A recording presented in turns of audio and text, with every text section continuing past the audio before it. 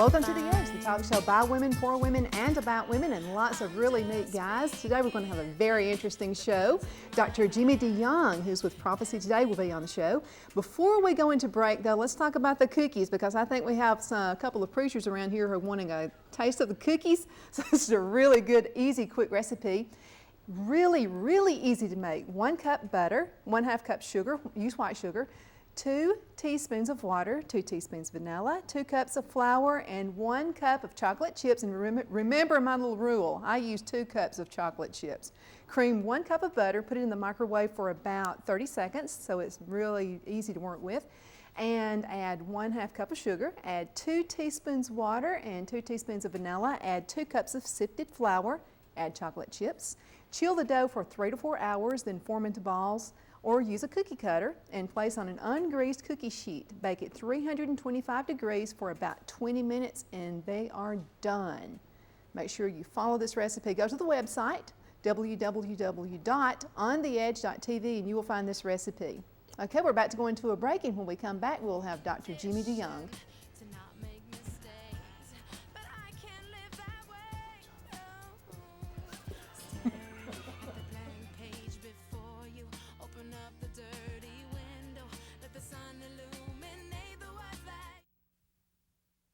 Hello, my name is Gene Stallings, and I'm standing in front of one of the homes at Rainbow Omega. As a parent, I worry about what's going to happen if Ruth Ann and I die, and there's Johnny. You know what I'd want him to do? I'd want him to come to Rainbow Omega. He can live out his life in a serene environment. Sometimes we do things just because it's the right thing to do. Helping Rainbow Omega is the right thing to do. Need a break from the humdrum burger routine? Then visit your local KFC store in Calhoun County and see what the Colonel's cooking up for lunch or dinner. The KFC buffet features the Colonel's famous original chicken, extra crispy and roasted chicken, fresh vegetables, and delicious homemade cobblers. Or, if you're in a hurry, take home a bucket of chicken for the family. And don't forget, your Calhoun County KFC stores feature a delicious breakfast buffet on Friday and Saturday mornings. KFC of Calhoun County, where we do chicken right.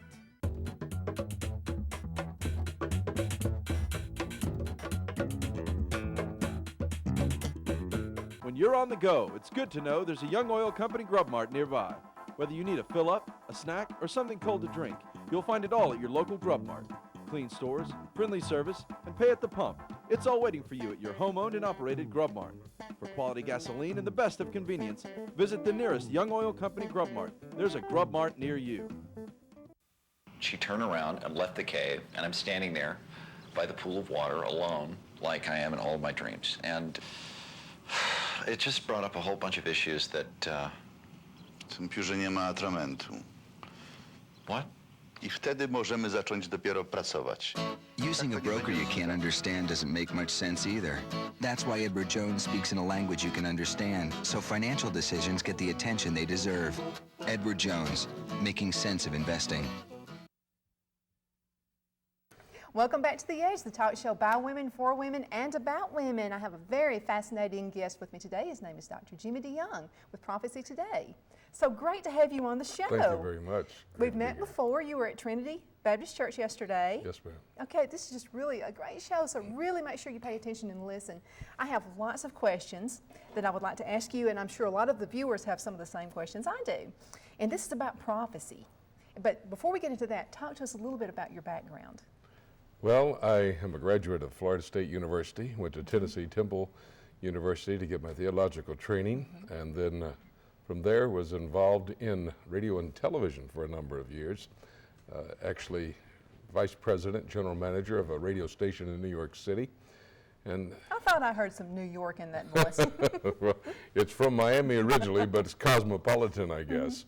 But we went then in 1991, 3 days prior to the Scuds, coming into Israel from Saddam Hussein, went into Israel to live as a journalist and lived there for about 15 years.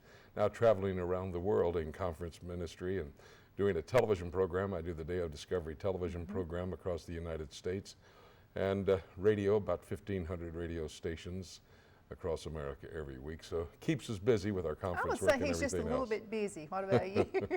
Now, you've written several books. Yes, ma'am. And you have several CDs, DVDs Yes, that ma'am. are available, and we'll talk about that just a little bit later on the show. But let's go ahead and get started about prophecy, the top 10, what people say are the top 10 prophecies, such as Iran's nuclear program. What's your take on that?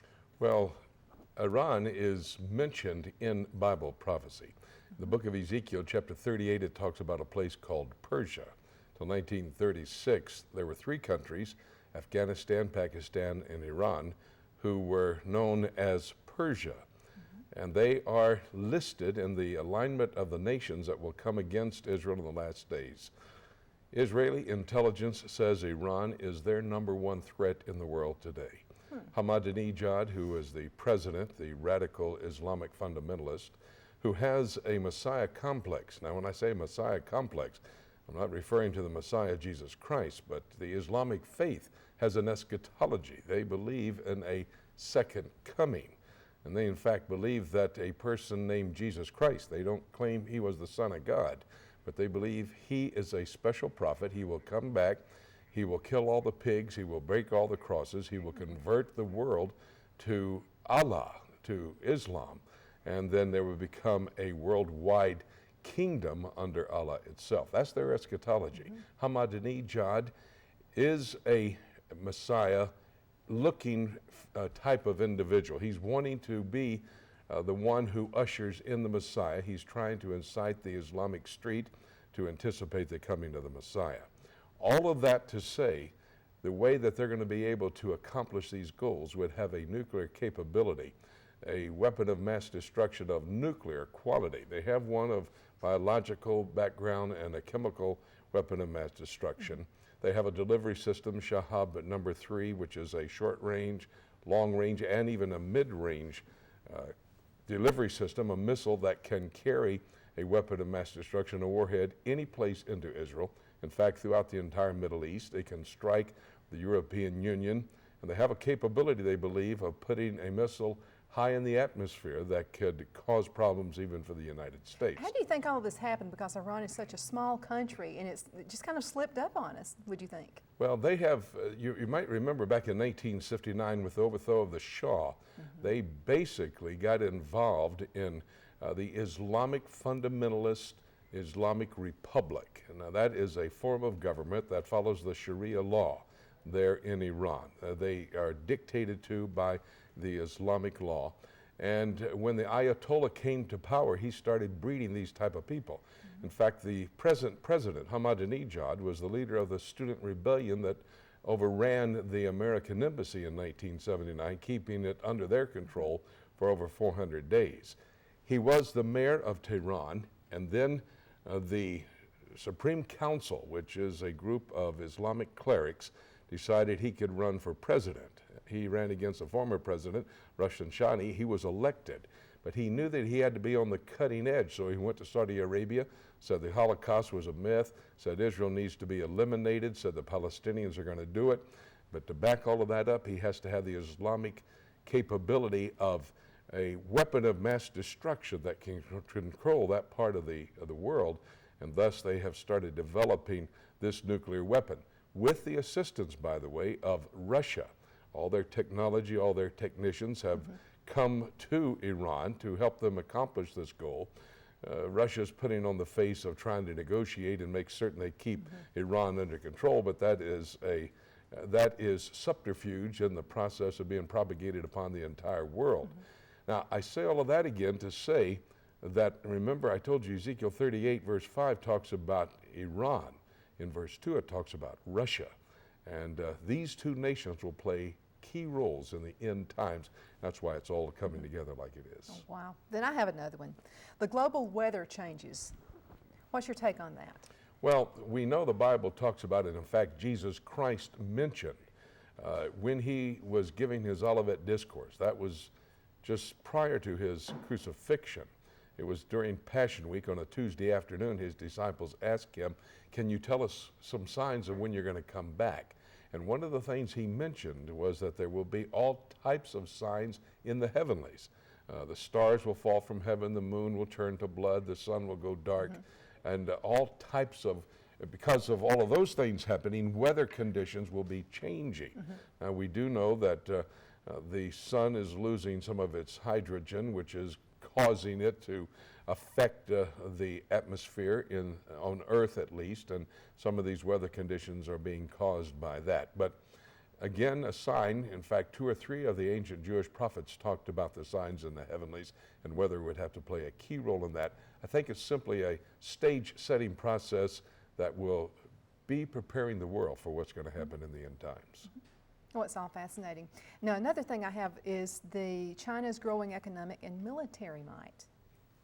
China is unbelievable. I am a China watcher. It's the most populated nation in the world, 1.3, almost 1.4 billion people.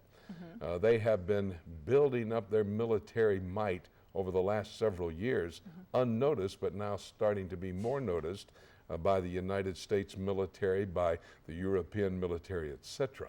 They have opened up all of the sea lanes from the South China Sea all the way to the Arab countries who supply them oil. They need oil. They are going to be the largest consumers of oil in the entire world. So they have to have those sea lanes opened up.